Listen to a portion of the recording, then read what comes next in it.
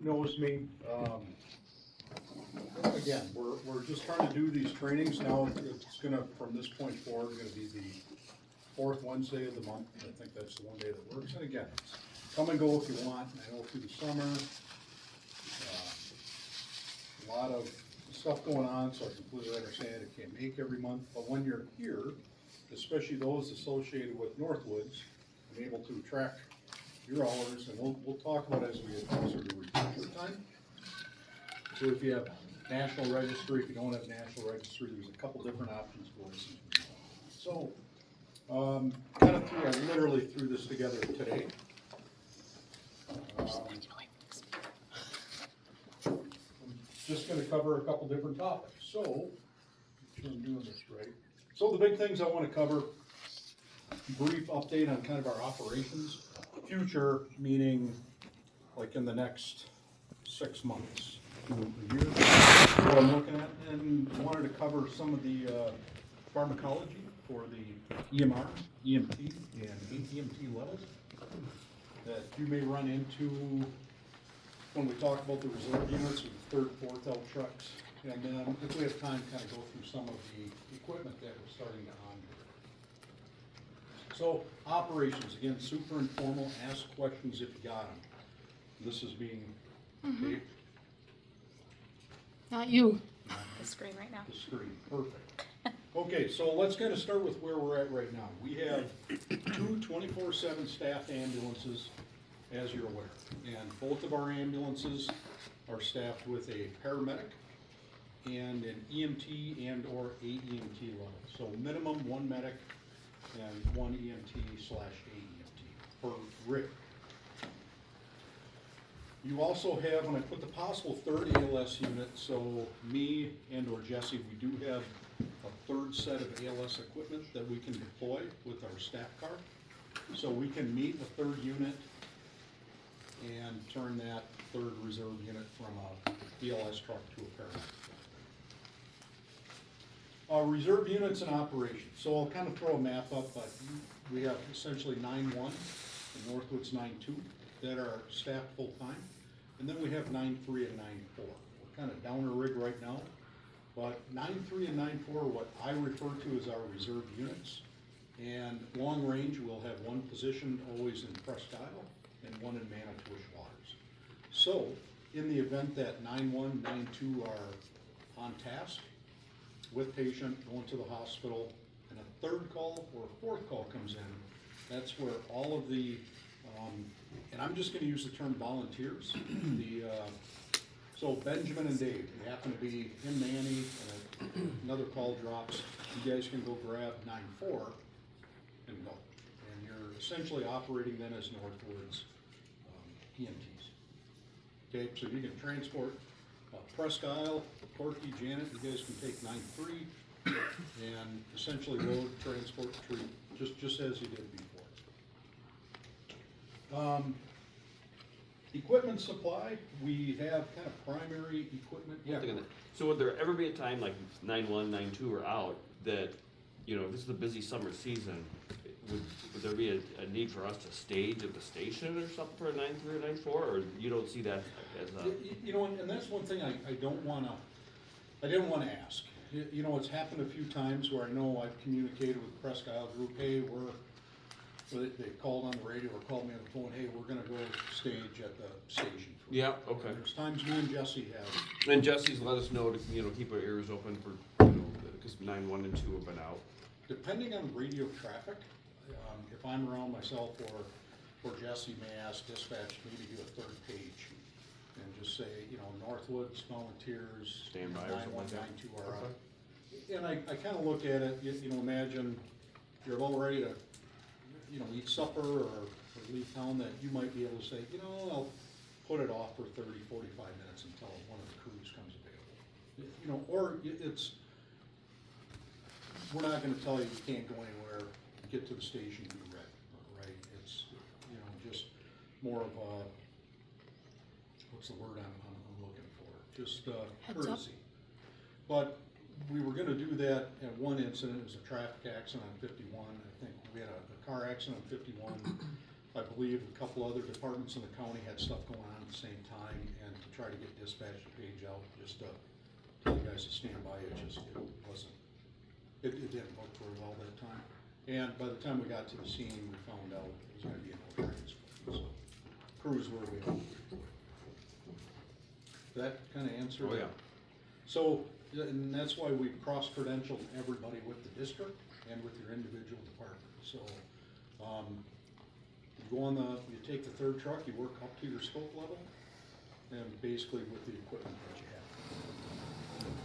have. I will kind of briefly say, we put together and I'm probably gonna try to find a packer box type, but we do have a BLS med kit in the 2 reserve ambulances. So you still have access to some of the items we'll talk about today. Equipment supply, we have some equipment in Winchester, we have some equipment in Boulder. Boulder is kind of our primary, correct?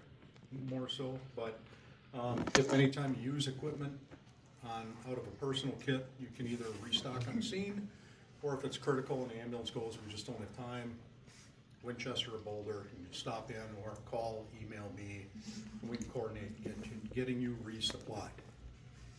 Our oxygen supply, we're kind of right in that transition right now, but Winchester is gonna be our primary oxygen supply location. So for those that do carry a portable tank, I believe I've kind of collected everyone who had air gas tanks, so we're switching to American Well.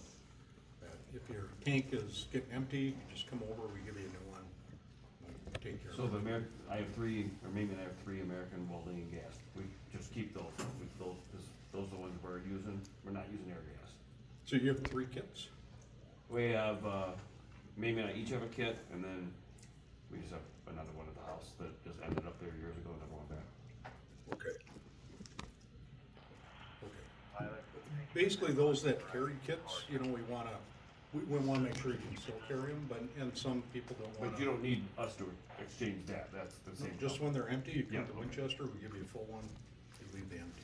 The basic medications are at the Winchester base. The ones that we have set, we have a specific thing for you guys to take meds. So if you use meds on scene and the ambulance leaves and you don't get your meds back, they're in Winchester. This crews all know where they are in the supply room. They're in the supply room, okay. And you In just a have to kit let or me know. individually? They're in like a drawer system. Okay. So then you just have to let me know that you took something so that I can take it off of our list.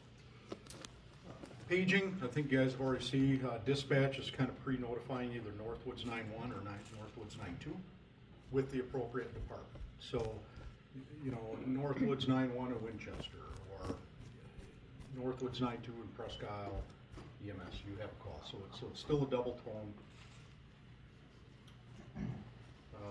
And I believe so far that's been going okay. And I think I'll just go to I'm gonna bounce slides because so this is kind of a map of the area. Obviously the blue is our full-time positions roughly. And the plan is that whatever units in Manitowish Waters, we're just gonna call 9-4, and Presque Isle will be 9-3. Why do we do that? Literally just drew it out of a hat. I said, this is what we're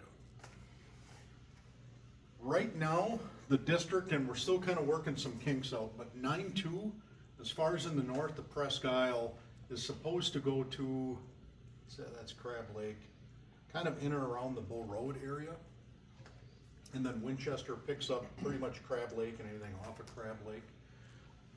9-2 has kind of a big responsibility down on the 51 corridor, and 9-1's goal is to shoot south into Manning for a lot of the other calls. Now, where we're gonna come into a problem is this road construction, and Deputy Chief Mavy's been doing an excellent job of keeping up with construction updates, which everybody should be getting, you know, we're sending out via email. But the big problem is going to be here in early June, they're gonna be closing off W east of O, kind of around the Birch Lake, and I can't remember the other, Tamarack or something like that. So, and that's gonna be probably a couple-week road closure. So for a couple weeks, the Winchester crew to get up into Presque Isle essentially has come down to Papoose to Crab Lake. So it's gonna delay response, and we're gonna shift some burden onto the 9-2. Boulder crew. I've given direction that any high acuity, you know, the unconscious, calls like that, that we're probably, if available, gonna launch both trucks right away and kind of first one to get to the patient. Just manage them. Does that make sense? And we'll try to keep this updated, but again, this is why we have that first response, that EMR component to the system that can get there and begin to initiate care quickly. And then just kind of briefly about, so this is kind of the things I want to work on before fall here. So training center, kind of a little bit of a paperwork nightmare, but I've already got tentative approval through the state EMS office. So we're going to become a training center for not only refreshers for all levels, so that's EMR through paramedic, and I'm trying to get it to where we can run an initial EMR course. That if we get enough, you know, a good number of people that in the district here, either at the school or at Winchester, actually run full EMR course. So that is my goal. Probably look at maybe running that later in the fall, post-rut, if you will, in the early January. EMT to AEMT, this is something I've been in initial negotiations with Nicolay. To teach EMT level or higher, those are credit level courses. And that's just too much of a nightmare for us to do as a district training center. So what I am looking to do is hopefully partner with Nicolay and being able to run an EMT to AEMT bridge here in the district. So more to come on that. Community care update. This is very much on the radar as far as the district staff need to go in homes and taking people to more community care. This requires pretty significant coordination between our district and like discharge planners at the hospital. We are very much moving in that direction. We've already conducted some kind of lower level stuff. And what I would say is in the interim, if you know or identify anyone who needs some in-home follow-up, our crews are always available to do a welfare check, if you will, to at least go check on them and report back. But the official kind of community EMS, we're moving in that direction as well. The other update I should give you is that the district now has a new medical director. Our medical director's name is Dr. Schiller, Jonathan Schiller. He is out of Marshfield Medical Center in Marshfield, level 2 trauma facility. Has been an ER doc for a long time. He's the associate medical director for LifeLink. He's also the medical director for Marshfield Fire Department. So we're very honored to have him on. He's very excited and kind of supporting everything we do. That does not mean we are affiliated with any particular hospital. As far as the district goes, it's still patient choice. You want to go to Minocqua, or you want to go to, you want to go to Howard Young, or you want to go to Marshfield. We'll take you to transport to either one. Okay, so we'll kind of dive into the meat and potatoes here, the pharmacology stuff. So I just looked through the 2025 scope of practice and kind of break this down. So when you start with the EMR level, there is no medications, including oxygen, that are required for an EMR level to be able to administer. They're all optional. As far as wards reporting, whenever you use optional skill or medications, that requires a wards report through your individual department. So in addition to a Northwoods report, technically if Manitowoc Waters, if Dave, if you go on a call with Manny, and I would say as a right now, you use your pulse oximeter, there's a wards, because pulse ox is Aren't they all still at an EMT level though, all the ambulances? Yeah, well, we haven't transitioned that yet. We'll talk administratively about that now. But I just kind of want to focus on that. So the optional things that an EMR is allowed to do at the state is you are able to administer albuterol, utilize isopropyl alcohol or alcohol prep pads, typically for nausea, and they're actually very effective. Aspirin administration, epinephrine, both EpiPen or drop epi, oral glucose, Narcan, and of course oxygen. So we go to the EMT level. As of right now, the required medications that you have to be able to provide are albuterol, aspirin, Epi 1 to 1000, glucose, Narcan, and oxygen. And your optional skills for EMT are also isopropyl alcohol glucagon and atrovent or ipratropium bromide. And I don't think, well, you're AE, are you done? Done with the class, yes, I'm still have to pass my national registry. Okay. Well, in the state of Wisconsin, again, your optional skills are isopropyl alcohol, Zofran, via all routes, glucagon, atrovent, and Toradol, and you're required to be able to give a butyrol, aspirin, dextrose. Now that dextrose includes D10, D25, D50, and all the other concentrations. Narcan, nitroglycerin is probably the big addition for the AEMT. Now, the state EMS board meets first week of June, I think the 3rd, 4th, and if nobody attends the state board meetings, I do encourage you can Zoom into them. But last quarter, there was very strong discussion and support for EMTs to be able to give oral Zofran, so for nausea. So I anticipate that was met with little to no debate. I anticipate that's going to be a change in the scope of practice this year. Now, our medical director has already approved our protocols. This is just a sample of how we wrote our protocols. Now, your individual departments of Winchester, Manny, Prescott, Boulder, whatever protocols you have, you can still use them. You still may have your own medical director. I will tell you that Dr. Schiller has offered to take on the 4 EMR groups or the 4 services we work with, or you can stay with, I think, current medical direction is Dr. Pink. Our protocols are really not that different from your current protocols. They're formatted differently, and we have them broke up. We're all levels, so this is EMR through paramedic. This is stuff you can do. EMTs, AEMTs, and then paramedic, and then we have some notes. So this is, I just threw up an example of the anaphylaxis because it's kind of a busy with a lot of medications on it.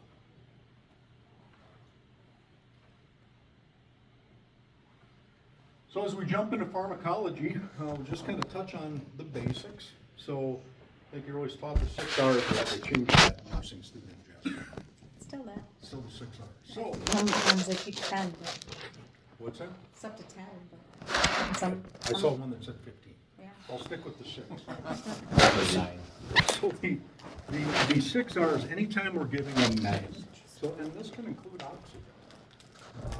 Number 1, is it the right patient? Now, EMS, this is pretty easy for us, because EMS was generally one-on-one, right? It's not, like if you're a nurse and I've got 6 patients I'm taking care of, I gotta make sure I'm getting this med to that patient. But for us, I mean, that's usually pretty easy. I wanna make sure we got the right medication. Now, if we got time, I can bring in our drug box, but you look through our med boxes, I can pull out 2 vials that can look very, very similar with completely different medicine. So we do a lot in the ALS world when we're giving medications. We do a lot of double checking, and we should be doing, and even our paramedics can do that with a basic or an AEMT. Hey, I'm going to give Benadryl.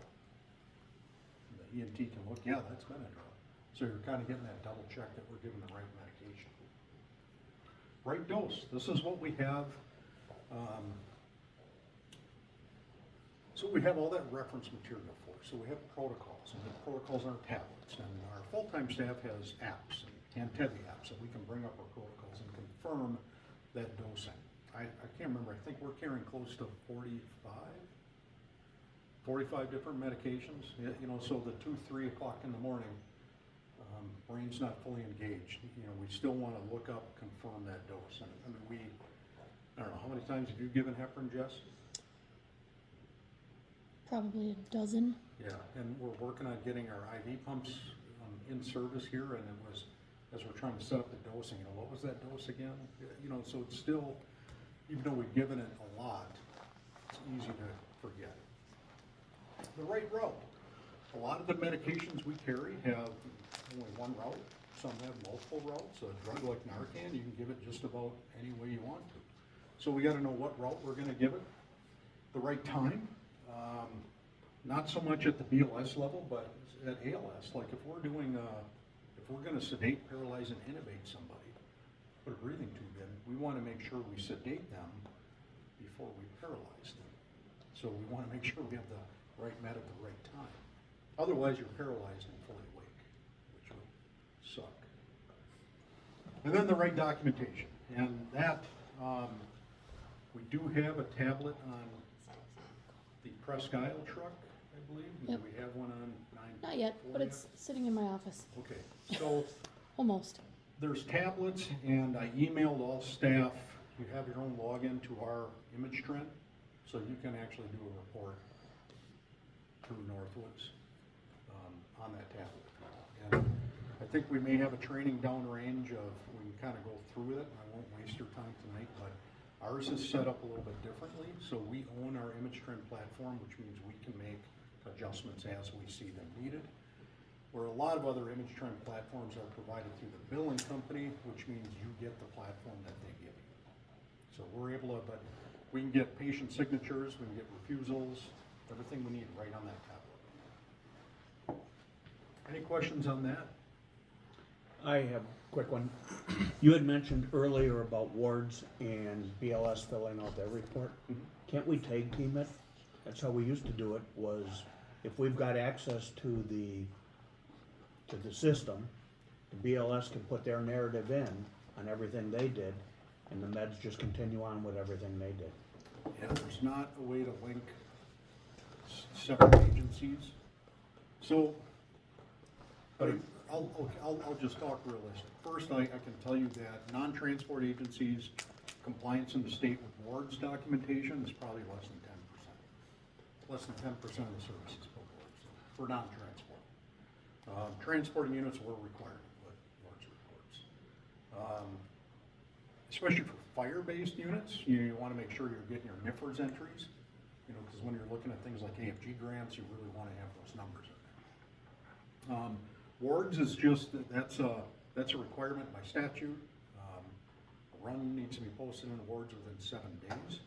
Now the report, so you can go into wards through the state EMS site, and you're probably already preloaded that Presque Isle. I think the service downgrade might have to happen first, but you can go right through the wards. It's the same login that you use for your e-licensing, and you can just access Presque Isle wards and just put the report in direct. And it can be just super generic. The good thing is with those wards reports is they do not need to be 100%. Validity isn't a concern. So they can be 60% validity and you can still post them. The big thing is that they want to track is that optional and especially advanced skills. So you do a lift assist and you don't provide any intervention. By statute, that does not require a wards report.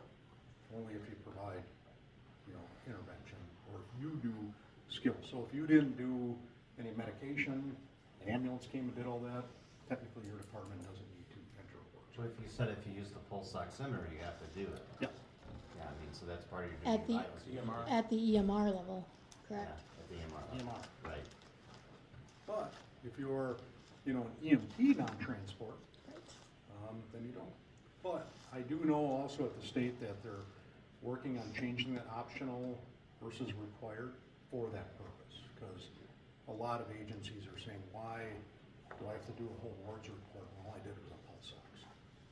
So it's being worked on, but let's put it this way, DHS isn't going to be knocking on your department's door if you're not submitting the wards. Okay. We're just trying to get better because the more data we get statewide, the more things that, we can make more educated decisions. And now I'm talking, we come back on the state board. Okay, I thought I'd touch on some of the terms. You hear me talk about first off, can everyone see this okay? It's kind of small, but. It's a little small for us old guys. Yeah. Not really, not really. Reading Ooh. glasses. Is that gonna tip over? Well, yeah, if you Cords. pull the cord out of the wall. We can move our tables closer. I'll bring an extension cord next time. Let's just talk about some of the terms. So you hear me talk about mechanism of action, which is basically what does this medicine do? How's it working? The classification or the class of the med, what type? And some meds have multiple different classes. The dose, how much do you give them? Indications, when do I give it? The route, where, and how. Contraindications, when do I not give it? Side effects is what do I expect to see after this medicine? The onset and duration is basically when I give this medicine, how long until I start to see the effect of it? That's the onset. And when I give the medicine, how long will I see the effect of it? And that's the duration of action. So we'll just kind of jump into the medicines that we carry, and then we're going to practice some of the delivery methods. So please, if you have questions, just ask away. So first one is albuterol. Albuterol basically, mechanism, we call it a beta agonist, and anytime we say agonist, it stimulates. It promotes what those receptors. A lot of people just refer to it as a bronchodilator. So, how familiar is everybody with, like, when we talk about alpha and beta receptors? And it's a pretty good concept to go over. So, on a surface level, when we talk about beta receptors, there's essentially two types, beta 1 and beta 2. So does anyone remember where do we find beta 1 receptors? Blood pressure? Close. Heart. Heart. Heart. Beta 1 receptors are primarily located and affect the heart. Beta 2 receptors are in the lungs. And kind of the way I was taught, beta 1 receptors, you think beta 1, you got one heart. And beta 2, you got two lungs, or you should have two. So beta 2 receptors are in the lungs. Now these receptors work, help your body's gas pedal. So has anyone ever heard of, like, your autonomic nervous system, you got a gas pedal and a brake? Okay, so the gas pedal, we refer to that as a sympathetic nervous system. That's why the class is it's a sympathomimetic. It mimics the sympathetic nervous system. So when our fight or flight response is activated, the albuterol is kind of mimicking that type response. And when we stimulate beta 1 receptors in the heart, we've given the heart gas. So heart rate goes up. Force of contractions are harder. Blood pressure can go up through that process. When we stimulate beta 2 receptors in the lungs, what we're doing is we're dilating those airways to allow more air to move through. Those are all part of that fight or flight. So let's think about it at the core. Fight or flight is when your body is met with an extreme stressor that we have two choices. We either fight it or we run away from it, right? So think of you're walking through the woods and all of a sudden, what's going to happen to you? Fight or flight, right? So I'm either going to run or fight the bear. Hopefully you choose to run until you get tired. You might just urinate. So this fight or flight response, this physiologically occurs to get your body ready to do that. So when I'm going to run, I'm going to need to bring more air into my body. I'm going to need to increase my cardiac output so I have that energy to run. So my blood pressure is going to go up, and it's going to happen by squeezing my blood vessels, making my heart beat a little harder, faster. My airways are going to dilate, so I can move air in and out.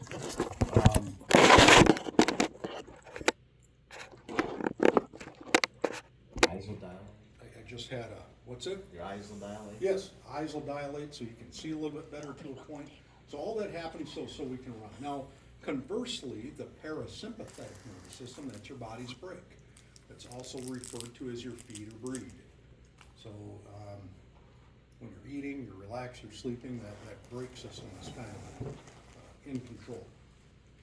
So when do we use albuterol? We use it for, at the BLS level, primarily for bronchospasm. So anytime we start to get narrowing of our airways, and how do we tell if someone's airways are narrow? Like what do we see in the field? Shortness of breath, wheezing. Anyone else use capnography? So if you have the capnography capabilities, you know, the waveform, did you guys go through waveform, or I've got another class down range just on respiratory stuff. A little bit, so you're looking for a shark fin there, is that right? Yeah. Of course, I can't, I should have.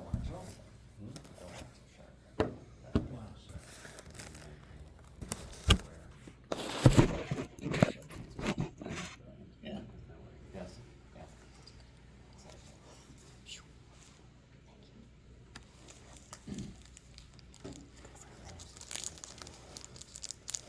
So this is a,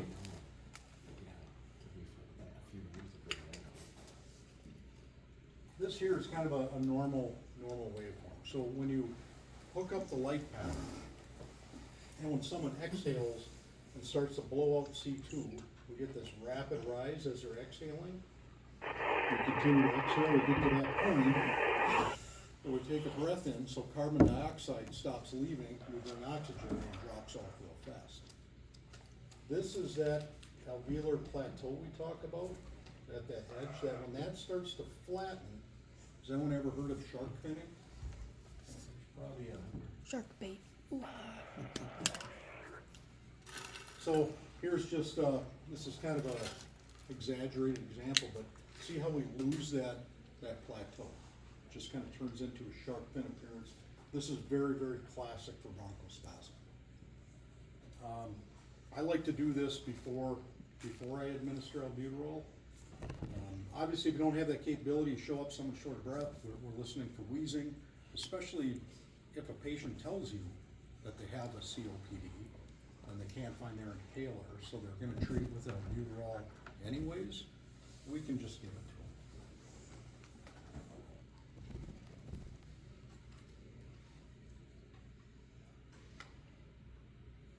to them. Now, contraindications, every medicine we give, hypersensitivity or allergic reaction is a contraindication.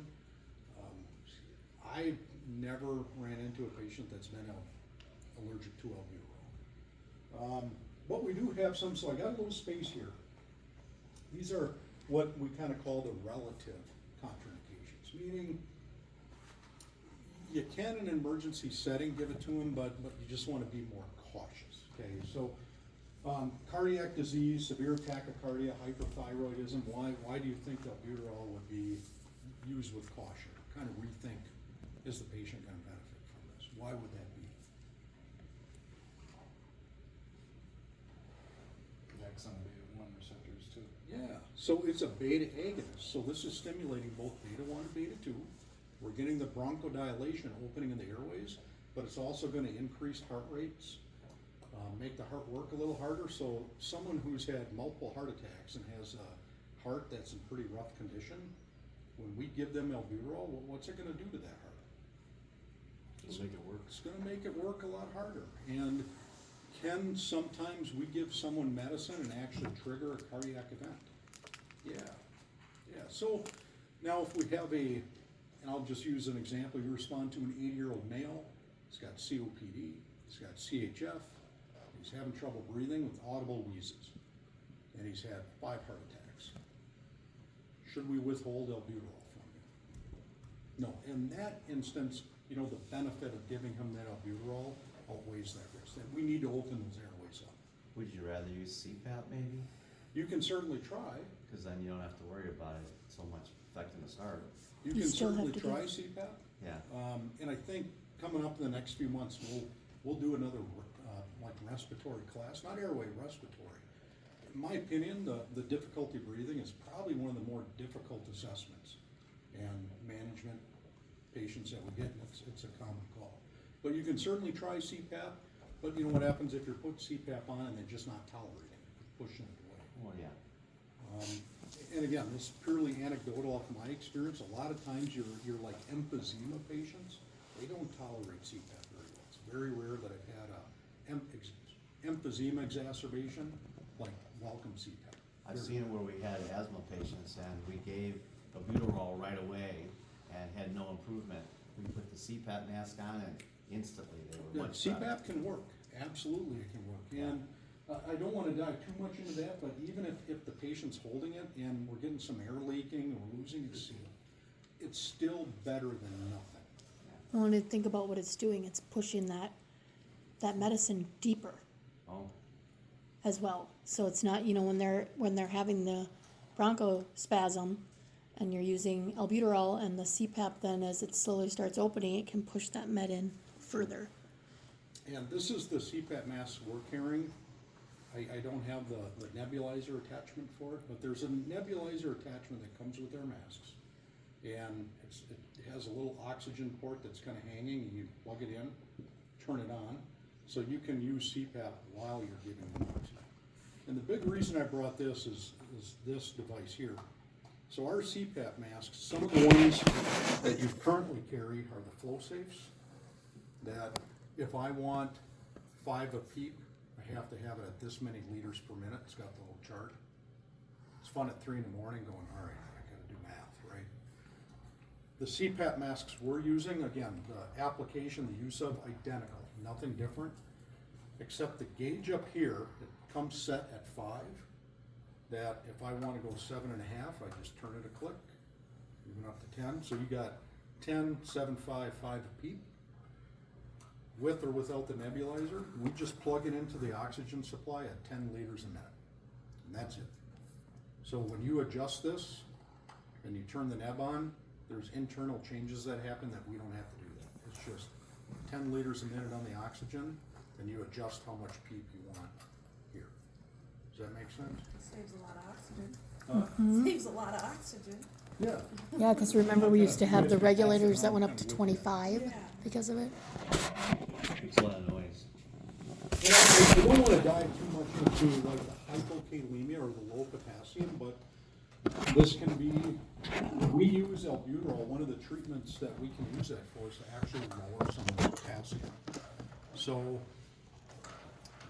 just something to kind of keep in the back of your mind, and I wouldn't expect an EMR, to kind of remember that. First off, by you giving albuterol in that 5, and I'll even say 20, 30 minutes if you're doing continuous naps, we're not going to dangerously crash their potassium in that time.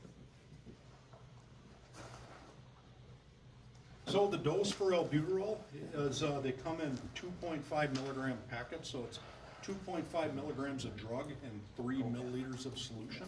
That's it. Our protocols, we mix 2 of them, so we just put 5 milligrams in. As far as EMRs, you can pretty much do 1 packet at a time, or just put 2 in right away, 2.5 to 5, up to continuous naps, depending on the patient. So there's really not a max dose. We would just be reassessing them, and if they're starting to get concerningly tachycardic, we would maybe then discontinue the albuterol. So routes via nebulizer. Nebulizer's oxygen supply needs to be at 1. Hey, Yep, 6 to 8 is the range. And usually I start at 6, and if I got a good misting, where I bump it up, but between 6 and 8 is sufficient. Now, Jesse, help me out. We're carrying the peace pipes as well. So we have peace pipes and we have neb masks. Both are pretty much giving the same delivery. It's kind of preference. I lost that fight. So I like the masks, because if I'm nebbing someone, I need their arms. When they're holding an arm, or they're holding that peace pipe, that takes that whole arm out of play. I can't put IVs in it, I can't take blood pressures. So I just put them on a mask and say, we're gonna be doing a lot of stuff, so give me your arms. And we do our stuff. But we do have the peace pipes here, we use them both the same way. Duration, albuterol within minutes starts to work, and it can last 3 to 6 hours after a dose, so it can stay in their system.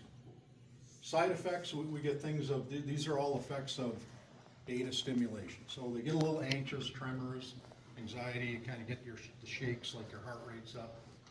Special notes though, if we're giving neb, albuterol, any beta agonist, so even epinephrine, can start to affect blood sugars. So we should be checking glucoses on the patients.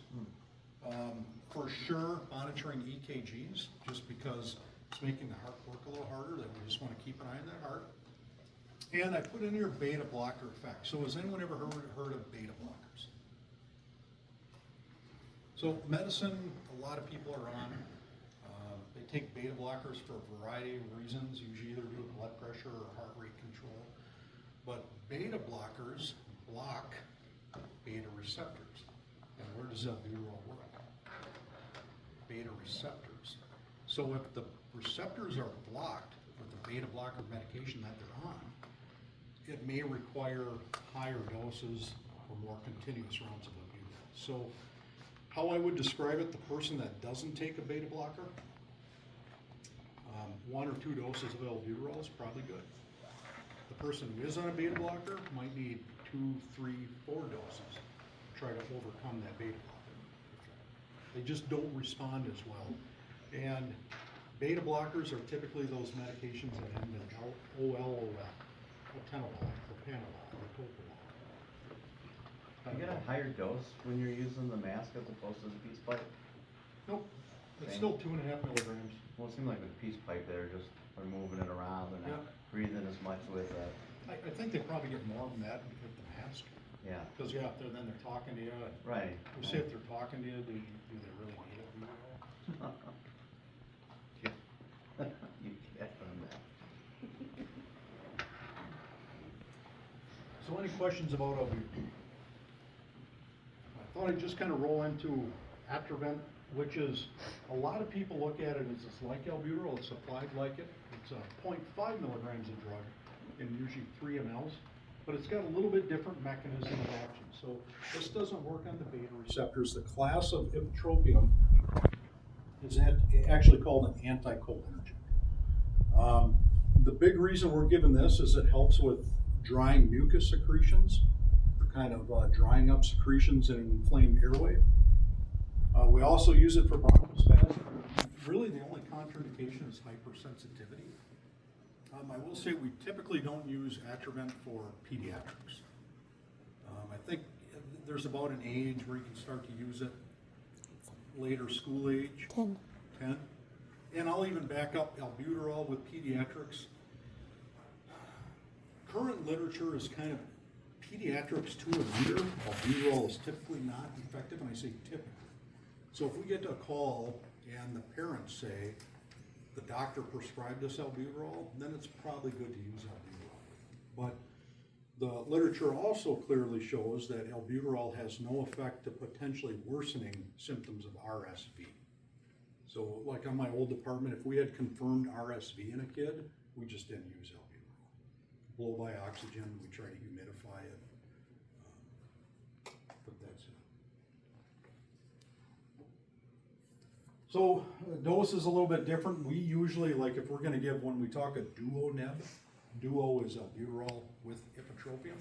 So we just kind of put them all in the nebulizer. So when we're opening this, whether a mask, doesn't matter if it's a mask or a peace pipe, they're both, or a CPAP, they're both gonna have a nebulizer container. So like this would just plug, they're all standard size. But you basically just open your container, and the nebulizer should have an insert in them. So if you're bouncing around in the ambulance, and accidentally tip it, put your medicine in, plug it in, and you're 6 liters, 8 liters, there's no misting. That's because this little blue boy fell off. So I don't know what it's called, but if that insert isn't in there, it won't mist. So when you take that off, make sure you're holding it upright, unscrew it, and we just put your either 1 or 2 of albuterol in, and if it's within your scope and you have it, Atrovent, just put it all in together. Doesn't matter if you do 1, you can just, in any order. There's no particular order, just put it in, hook it up to the oxygen, up to your delivery device, be it the mask or the neb, set it at the bleed flow and just let them breathe. Remember that some services are still carrying an actual duo neb in one vial. So the vial says albuterol and ipratropium, and it gives you the dose, so it comes in one vial instead of 2. So just keep that in mind, there is that too. So any questions on the nebulized mess? We'll go through aspirin, and if anyone needs a quick potty break or something, and then we'll finish up. So aspirin, mechanism of, and again, this is stuff you can just buy over the counter, but The benefits of early aspirin administration, especially in someone with an acute coronary syndrome that we're worried about a blockage in the heart, is huge. The quicker we get it in, the better. The primary reason we give it in the ambulance is to stop this platelet aggregation. So what that means is when you're inside of your coronary artery, the blood vessels around your heart, when there's like a lining injury and a clot begins to form, your body senses that damage just like it does if you scrape your arms on oak brush. So anyone here ever haul oak brush or walk through the woods? What happens when you get scraped up? So you come out, what does it look like? Red, Itchy. Like you got in a fight? swells up a little bit, right? What we're seeing when we get an external cut or scrape is the same thing that's happening on the inside of that coronary artery. Your body responds to that damage like it does everywhere. So kind of one of the first steps is platelets, which are just in your blood, a special blood cell that it senses that damage and they begin to kind of clump up and stick together. That's platelet aggregation, they aggregate together. So what aspirin does is it reduces the ability of those platelets to stick together. So the quicker we can stop that process in the clotting cascade, because when you form clots, there's a whole bunch of different things that happen. So that's step one. If we can reduce that from happening, it's great. Classifications of aspirin, it's antiplatelet, antipyretic, which means it reduces fever. Aspirin does a lot of stuff. Again, for us, we're using it for chest pain or what we think is acute coronary syndrome. Contraindications, obviously if they're allergic to aspirin, no, there are true aspirin allergies. And when someone says I'm allergic to aspirin, my next question is, what happens when you take it? And if they say, well, my tongue swells up and I quit breathing, okay, that's an allergy. If they say, well, my tummy starts to grumble and I don't feel good, well, it's a sensitivity, it's not an allergy. So if we think it's a heart attack, the benefits of that aspirin are huge. Can you give too much aspirin? Yeah. You know, the patient says, hey, I took 4 baby aspirin before I called. Do we still give aspirin? Nope. Nope. If they say they give it, and like we document, if they just took it, Believe them. Okay, But if they took one this morning, right, give them 4. okay. so, and we use chewable, and I put nasal polyps in here. Bless you. Bless you. Thank bless you. I learned that from a medical director years ago. He says, ask people if they're allergic to aspirin. If they say no, say, do you have nasal polyps? If they say yeah, then they're probably allergic to aspirin. He said 9 out of 10 people that have nasal polyps have aspirin allergies. Okay, that's weird. That's weird, but it's actually true. What's the code for aspirin? Is it like ASU? ASA. ASA, okay. Well, how did they come up with that? Acetylsalicylic acid. I always have a hard time correlating them. Acetylsalicylic acid. Acetylsalicylic Okay, acid. it's the medication name. So the dose, we typically will give 4 baby aspirin. So it's 81 milligrams, so 4 of them are 324 milligrams. Now there's a lot of study out there depending on your protocol. Some protocols are 2 baby aspirin, some are 4. I haven't met many people that do 2, but the outcome difference of 182 milligrams versus 324 are negligible. But we still give 4. Obviously, route is oral. Can you chew an adult aspirin? You could. Horribly, tastes horrible. So that's why we use baby aspirin, just because it's more palatable. They can eat it and not gag. Begins to work in less than an hour, and the effects of that aspirin dose can last 7 to 10 days. Is that dosage relative to the 4 times 81 or at 81? It's kind of the 182 to 324, anywhere in, it's a pretty wide dose range, 2 or 4 baby aspirin. Side effects, again, aspirin can, make tummies uncomfortable, give heartburn. Don't worry about the special notes, I forgot to delete them. It's my bad. So if someone's having chest pain, chest pressure, then ask them if they took aspirin, and if you have the ability to administer them the aspirin. What if they have a headache? Huh? What if they have a headache? I'm Withhold it? Well, let's talk about that. Yeah. So what's a risk of aspirin? Bleeding. bleeding, right?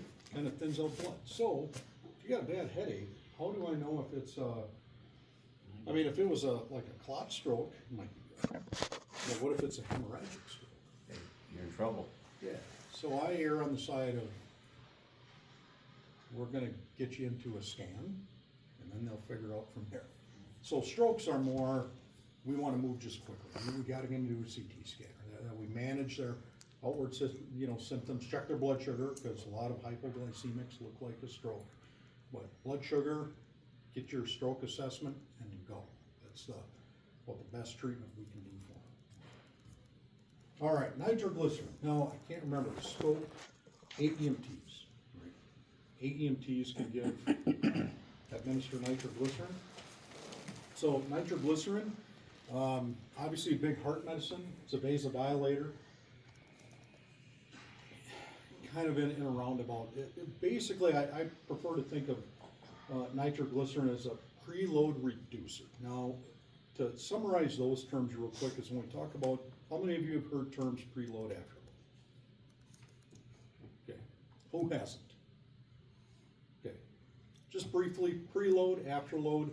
Preload is what's available for your heart to pump.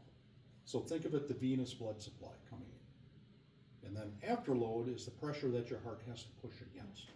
So if I've got a bunch of plaque in all my arteries and I'm vasoconstricted, that increases my afterload. It increases how hard my heart has to push against that, right? And if I'm bleeding out and I'm losing blood volume, I'm reducing the amount available for my heart to pump. So this preload, afterload, we work with those concepts when we're trying to work with people's blood pressure in the ambulance, whether we want to get it up or we want to bring it down.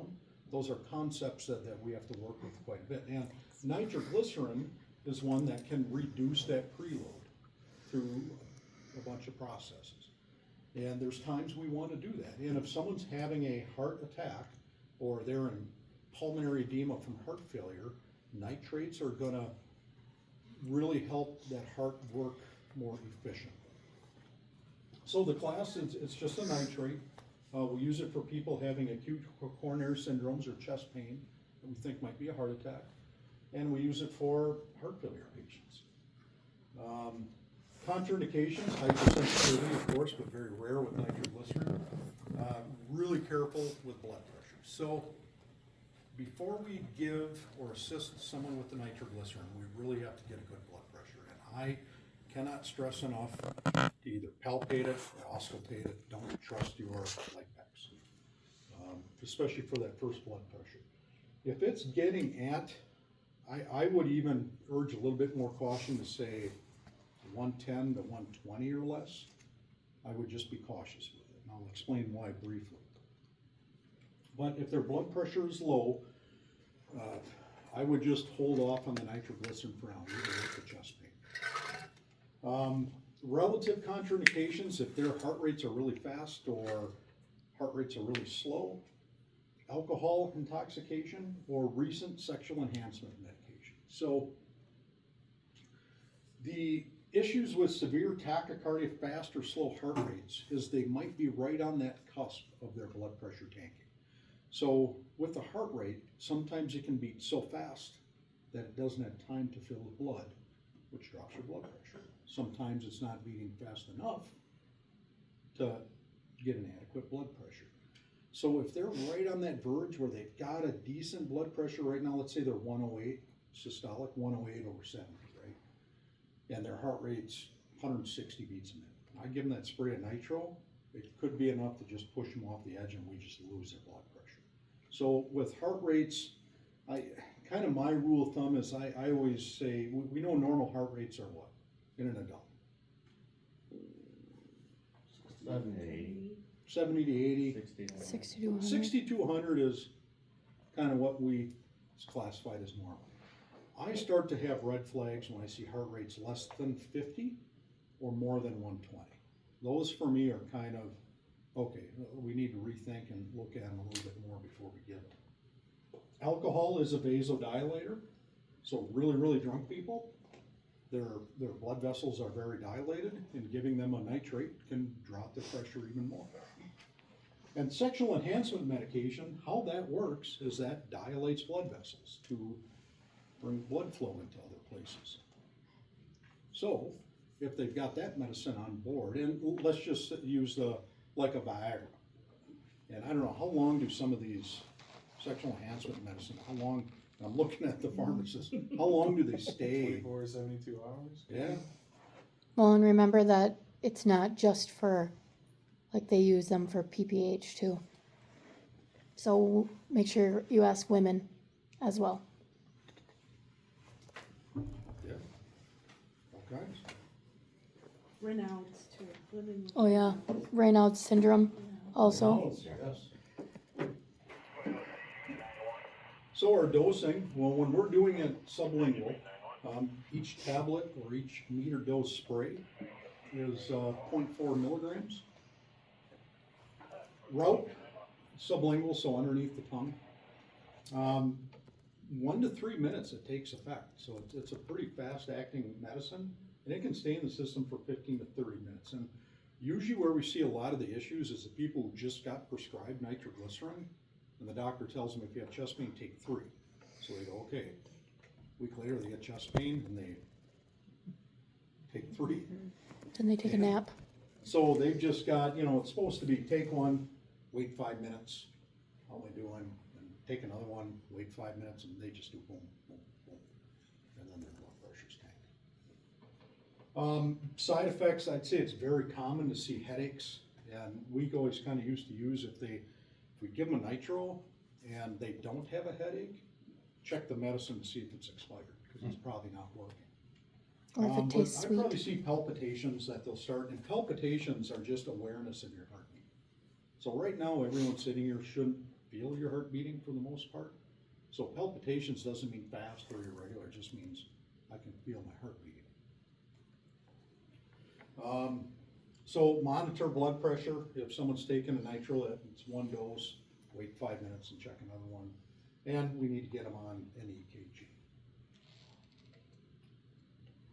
Real quick, Jason. Yeah. For EMTs, still need medical control. Still need medical Authorized. control, I think it's. It has the to be term, you their can nitro. Assist a patient with it, which means you can open the vial for them and see. But what I would, and if you're in that situation, the ambulance right there say, hey, I know you wanna take a nitroglycerin, but let me just check your blood pressure first. And if the blood pressure is questionable, hey, maybe let's just hold on that second dose until the ambulance gets here. Now, most nitrate-induced hypotension, they respond pretty favorably to position fluids. So a lot of times just getting their head down and giving them a little bump of IV fluids, we can turn them around pretty quick. The other thing I didn't mention, how many departments have, I know Manny's got Rainbow on the life pack. Does anybody else have the Rainbow probes? Yeah, but ours likes to read CO. So if you've got that probe on with Rainbow technology, and all of a sudden you hear an alarm on your monitor and it's showing SP MET. So Rainbow technology reads pulse oximetry, carbon monoxide, and it reads met hemoglobin. So please don't ask me to explain the complete process, but all nitrates create a short conversion of your hemoglobin to met hemoglobin. Okay, and it's something to do with you take away a electron, right, Jess, nursing student? Oh. You either bring on an extra electron, you're basically changing it from like a ferrous to a ferric. Please, I don't remember. But you'll get this little alarm. And methemoglobin, when you have that, it can't grab onto oxygen. So you get this alarm and it's just a nitrate induced, it's just a short little blip and it goes away. It doesn't affect the patient, but just mention it that if you ever got someone on monitor and see this, it'll come up, it'll just automatically SP MET, beep, beep, beep, beep, beep, beep, beep. Just ignore, especially if you gave a nitro, but that's what it is. Okay, Toradol is an AENT medication, and I won't spend a lot of time on it. Toradol is primarily a pain medicine, so it essentially works by blocking these things called prostaglandins, which causes pain. So when you injure yourself and you're swelling, that pain is caused by prostaglandins, and Toradol helps block that. It is a non-steroidal anti-inflammatory. Toradol is very, very similar to aspirin. Is it only used by advanced EMTs? Do medics use it? Well, paramedics use it. I know you have you have Yeah, 45 I'm meds. not touching on the paramedic meds, Yeah. but because there's some AEMTs in the district, this is a medicine you can give. The indications when we use Toradol is primarily for pain, but it really holds a special place with like spasmodic colicky pain specific to kidney stones. Sometimes it works wonderfully, and some kidney stones we give it to and it just doesn't do anything. You know what, I talked past aspirin, I'm sorry. Does anyone need to get up and use the bathroom quick? Because I want to be respectful of your time as well. Anybody? Okay. Otherwise, if you gotta go, just get up. We're getting done. It works really good specifically with kidney stones. Now, I can tell you, if someone broke their arm, you could give them Toradol. Probably not gonna work real well. Might take them from a 12 to an 11 and a half. But it's not a good thing to do like breakthrough musculoskeletal pain. But if you have inflammatory pain, it's wonderful. Just a case story, it's case of myself. I went to the hospital about 10 years ago with chest pain. 3 days of, like I woke up that morning, I could barely catch my breath. Enough where I said, you know, of course I'm worried about, do I have a pulmonary embolism? So I should probably go in. So I went in, said I'm having chest pain and I can't catch my breath. And you know, they were gonna start working me up, and the doc, really good ER doc, and asked me, said, well, what were you doing? I said, really, the only thing I did is I was cutting wood for a couple days, cutting a lot of firewood. And he said, okay, I'm gonna try Toradol. And he gave me a little of IV Toradol, and I'm not kidding you, within 2 minutes, my pain from went about a 7 out of 10 to completely gone. And it was, ended up being I tore an intercostal muscle, and there is no room for them to swell. So any little bit of swelling or injury to that muscle is excruciating, well, it was painful for me. But the Toradol worked. It was an inflammatory problem. The Toradol worked great. But hypersensitivity, or I'm sorry, contraindications, it's like aspirin, so we gotta be careful with eating stuff. And we really gotta be careful with people who have impaired or bad kidneys. We typically, if they've got some type of renal insufficiency, we cut their dose in half. But doses, we can give it intramuscular or IV. I think it's usually a 15 milligram IV dose, 30 milligrams IM, but you can go multiple routes. Takes about 10 minutes to work, and the onset is about 1 to 2 hours. Side effects similar to aspirin, GI upset and increase in bleeding risk. And Zofran, probably once I find out this goes through, the district will, well, we're gonna be getting oral Zofran anyways, I think. And we'll be carrying it. You like that? All right. I do. I like that. Which then we can get out to the, everybody in the kits too. The good news is oral Zofran's cheap and it's effective, and we'll go through relatively no side effects, especially for the dose we have. But it works on receptors in your gut that cause nausea, so it kind of blocks them. It's an antiemetic, so that's what we call medicine that stops you from hopefully throwing up. Now, people they're already vomiting, Zofran usually isn't as good if they're already to the point of vomiting. If they're just nauseated, that's where it works the best. I put long QT syndrome, has to do with the heart. Obviously, we're not gonna have everyone doing EKGs, but we don't start to see that concern until we're like getting up over 16 milligrams, I think, right? Yeah, but so Zofran's, especially a 4 milligram dose that you would give is very, very safe. So yeah, we can give it IM, IV. Pretty soon we'll have, they're dissolvable, right? Like sublingual, like a nitroglycerin tab, so you just give them this tab to put under the tongue. Great. Kind of the big side effects that are reported is headache, and that's it. But otherwise, very, very safe. You mentioned isopropyl alcohol. When would you use one over the other? I use both. Okay. I'm getting alcohol prep while I'm getting medicine. You just put it like on their nose? Just I hand it to them and say, here, sniff this. Okay.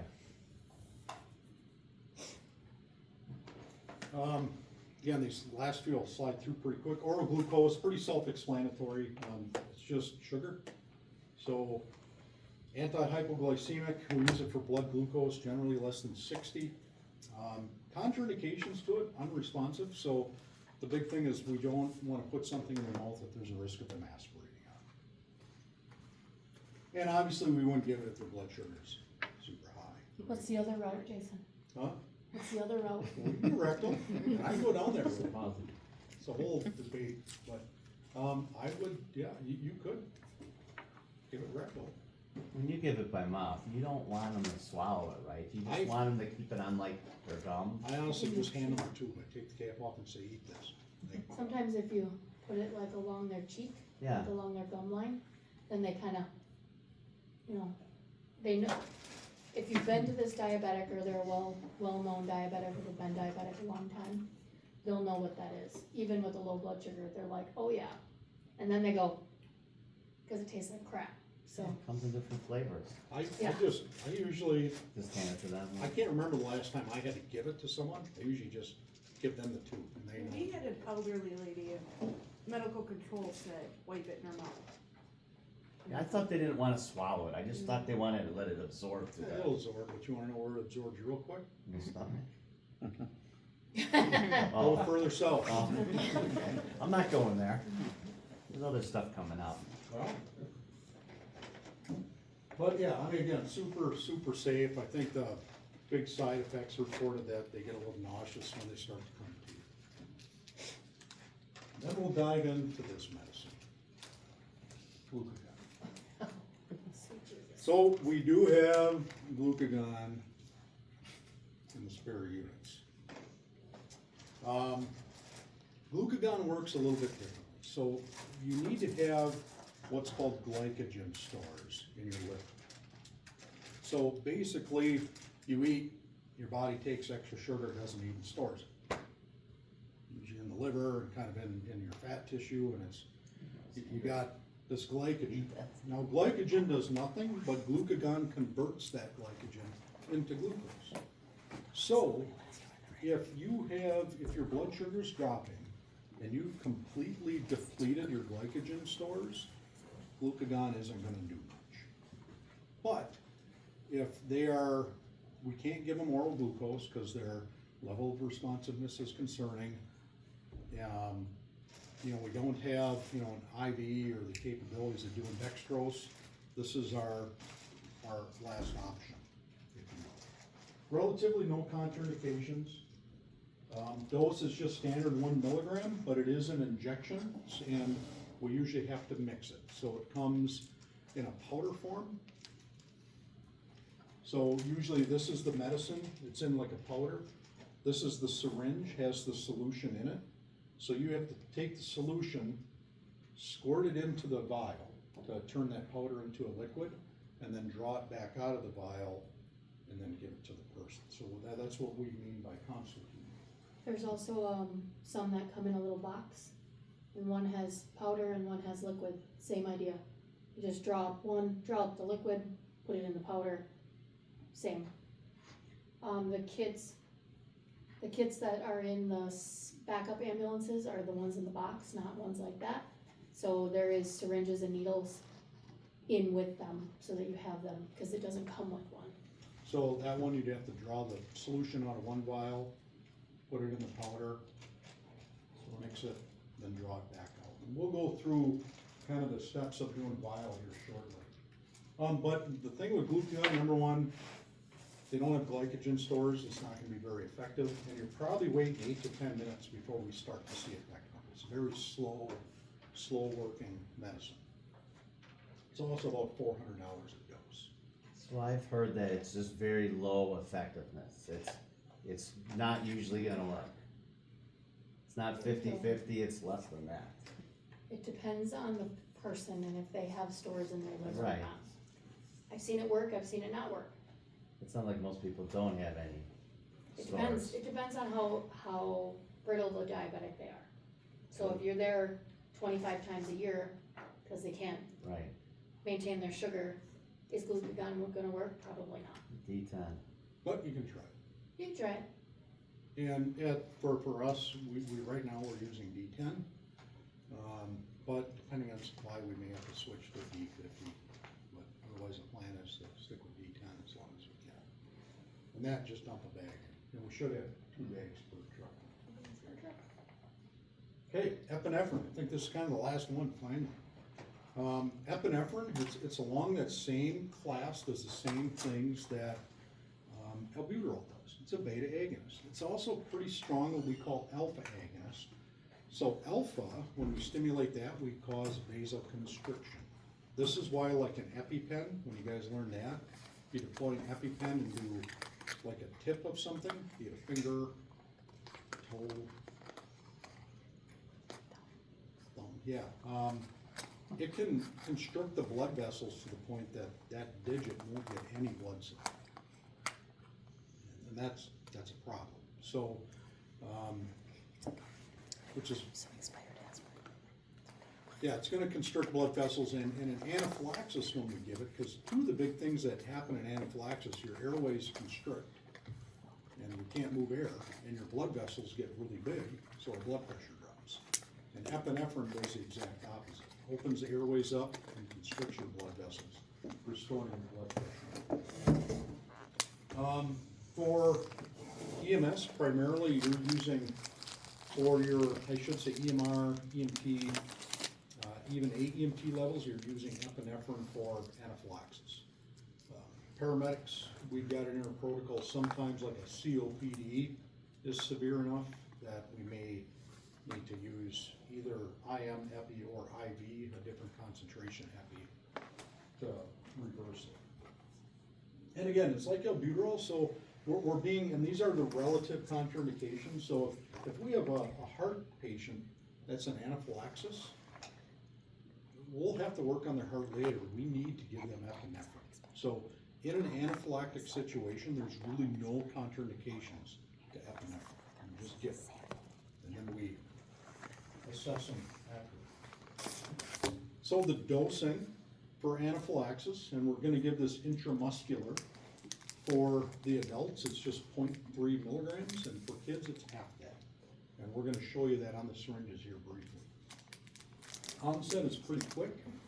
However, if this person is in late stage shock, their blood supply to the muscles might be diminished, which means might cause kind of a more of a delayed response. Because you gotta remember, we're putting that drug into the muscle, hoping that that drug works its way into the bloodstream to get to the receptors that it has to work.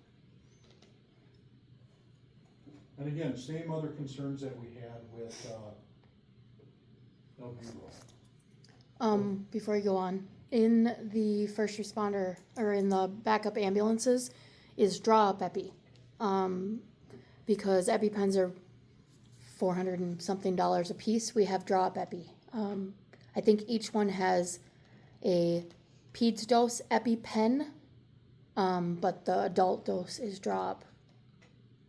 So that's essentially why we're gonna show you, we're gonna practice giving IM injections so that you guys can do it if you staff a 3rd or 4th truck. And again, you can go back to your departments. This is something that we can literally do a 20, 30-minute training just on drop epi for your entire department. I come to any fire meeting, carve me out 15, 30 minutes. That's all we need. We'll try to get everybody comfortable.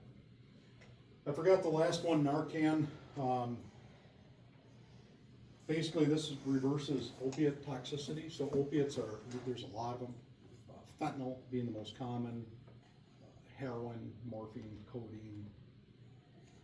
Yeah, there's, if, pretty much we're to the point that if someone's unconscious, they're probably gonna get Narcan in part of our work, okay? And, you know, they used to teach, in the department I came from, unfortunately, we use Narcan a lot.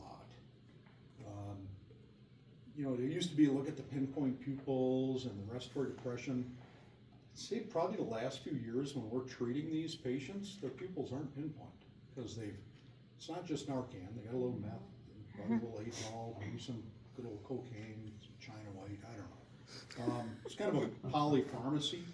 So, but it's just at this point the narcotic is what's stopping their breathing. So once we reverse that, now we've got unopposed cocaine. So it seems to be we get them breathing again, and then we gotta sedate them, because now the pendulum swings the other way real quick. So it's not always pinpoint pupils, but please know, you do not have to be a user of substances to need Narcan. I would say almost a third of my overdoses that I treated were just inappropriate dosing of pain meds. Not intentionally overdosing, but we see it a lot in the elderly that maybe took two and when they should have taken one. and they didn't Forgot do it they on took purpose. one. We find them unresponsive on the floor, pinpoint pupils, and we give them Narcan and they wake up. So this can be used for any suspected opioid toxicity.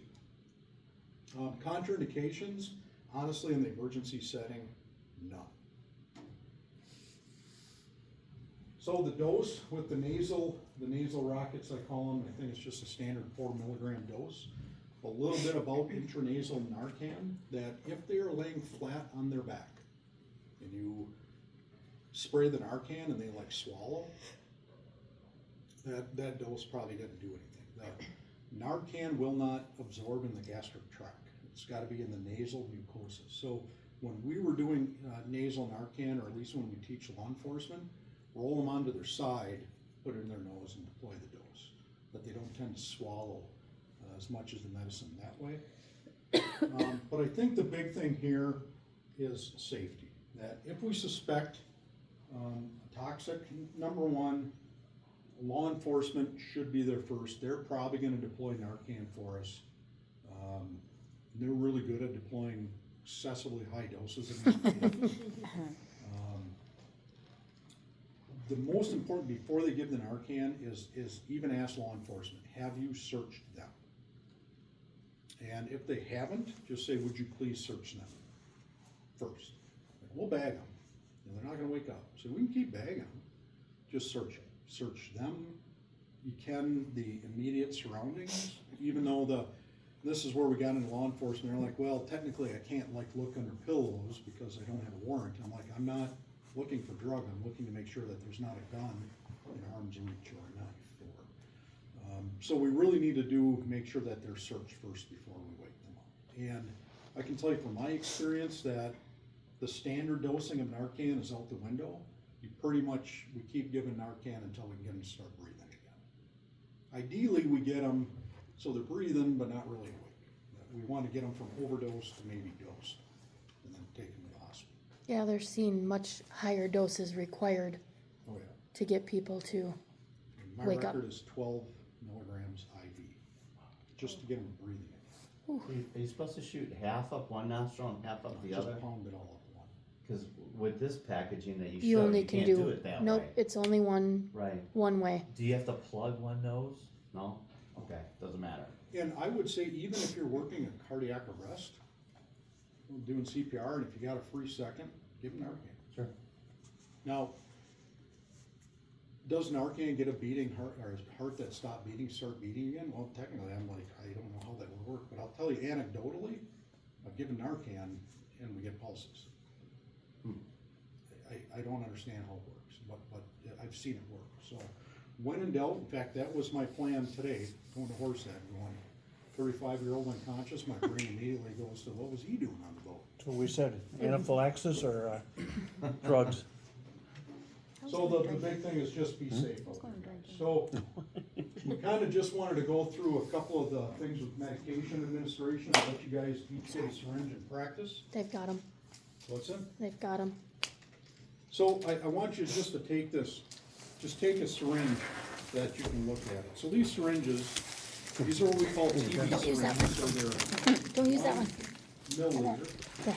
I just want to show you. I won't. I'm just kidding. And you'll see on the side where it should say 0.1, 0.2, all the way up to 1.0.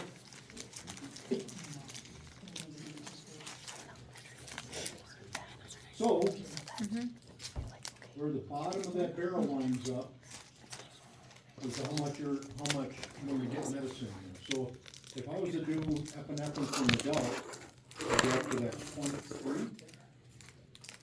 And that's where I want the bottom of that barrel. There are actual medications in these vials, so please don't like spray them at anybody or. We're gonna practice with it. actual med, but don't put it in each other. Right, Let me get my stick. You have a, you never know what's in there. Use the orange. Right, so Can you these repeat what you are, were saying about that line again? so, like, the .3 line, Yeah, can you see that? That would be your adult dosing. Okay? And then at the 1.5 mark would be your pediatric. right. Somebody once asked me about which line to use. Obviously, you're gonna use the top one, Yep. cause that's where the vial's open, so, yeah. So these TB syringes are what we call, they're just, what's the term, lure slip, or? They're not, they don't lock. yes. What's that? Slip tip? Yep, slip tip. So you basically just push the needle on.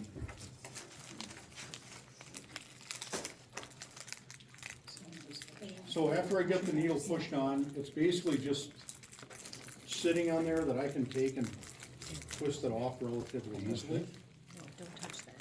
Oh, there's some. So once the needle's on, I'm gonna grab I got a vial up here. Is this all expired? Yeah.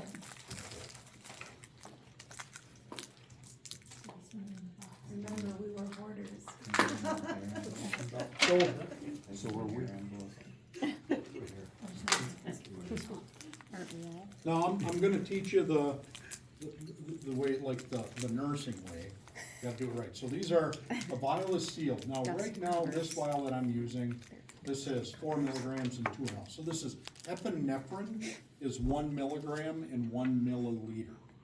So when I pull up to 0.3, because it's a 1-to-1 ratio, that's 0.3 milligrams in 0.3 mLs. Your dose of drug and dose of solution is exactly the same in 1-to-1 epi. So your epi vials again be 1 milliliter. We only need 0.3 milliliters for an adult or 1.5 for a kid. That again with the sharps, keep the cap on it until we're absolutely ready. But we go through our 6 R's, so this is the right patient, they're presenting anaphylaxis, we're gonna get the right dose, confirm it. The cap on the vials, you basically just put your thumb under, pop them off. But now I have an exposed cap, and we're always trying to be as sterile as we can. So ideally, what you would do is you would take an alcohol prep and wipe it over that first, right? Anytime you're drawing medicine out of a vial, what you want to do is pull your syringe back first with air with the amount that you want to pull out. So you want to put air in first before we pull solution out. So I'm just going to take my TB syringe to 0.3 and carefully, right in the center, I just push that syringe in. So it should actually hold the vial. And then I just tip it upside down, I push the air in. And with an epi vial, I always think it's easier to just pull more than you need out. And then I'm gonna push back up to that 0.3. So what I've done by doing that is instead of just trying to pull 0.3, because when you do that, you're gonna get air bubbles in there. So I'll just pull out a bunch, even just give it a tap. And then I'll push it up to the dose I'm gonna give. Oh, pressurized. Now I've got my Push it back in. Until you get to your 0.3 0.3. milligrams of epinephrine, and I'm ready to Leave it give. upside I down. I was just gonna squirt it on the floor. It doesn't stain, does it? Now, where do we Put it to give 0.3 and then Oh, shit. the injection? So there's a couple different spots, and we're gonna do IM. And I've got some diagrams here. The arm is usually the quickest and the easiest to get to. So I'll just go basically right in the meat of the shoulder. And I don't know if you guys got any other tips that you use a lot. They're anaphylactic. I'm usually in a pretty big hurry. But with IM, I'm wanting that needle to go at a 90-degree angle to the patient. So I'm gonna go straight in. And if I have time, I will try to expose their arm, clean it with an alcohol prep quickly, and I usually start in the middle, work my way out like we're trying to push any pathogens away. And then once it's prepped, I grab their skin And I'll actually try to push it taut if I can.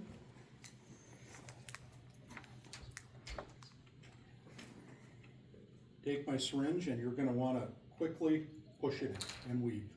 Push it until it stops. The best way I can tell. If you try to, when I was learning, I do this a lot. Ah, shoot. So just don't worry about it. You gotta just get to the spot, line up, push it until it stops. It's not gonna keep. You don't have to like keep pushing. Yep, like, just just get push it it through. until it stops. Push your medicine in, take that out, find a sharps container to put that in. You can Oh, yeah. rub it a little bit to get the medicine in, but that's all there is to it. Do you need to draw back to be sure that you're not in a vein? No, For an IM, not anymore. Okay, They aren't even teaching that anymore. okay. Unless it's a vaccine. So the big thing I want everyone to practice with tonight is to get comfortable with drawing solution out of a vial.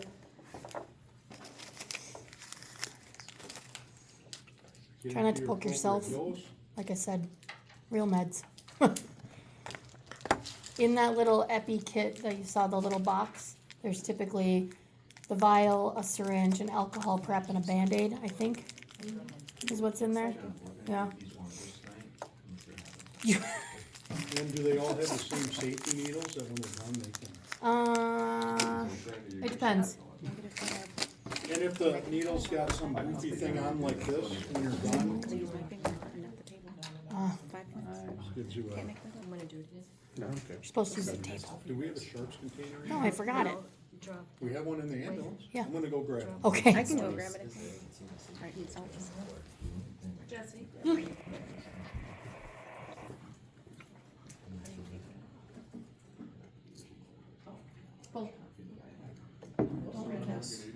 Yeah, no, you can't because it's Yeah, I was like. so it's a pulse. And like a dart, right? Shank. Correct. Sure you want some? And I know, weren't they pretty? I know. When I bought the bag, I was like, dang it, I wanted to find some crappy ones. I wouldn't eat them now. No. There's a, You want to pause that, the recording? yeah. Listen to this. Jason, what's the secret word? Oklahoma.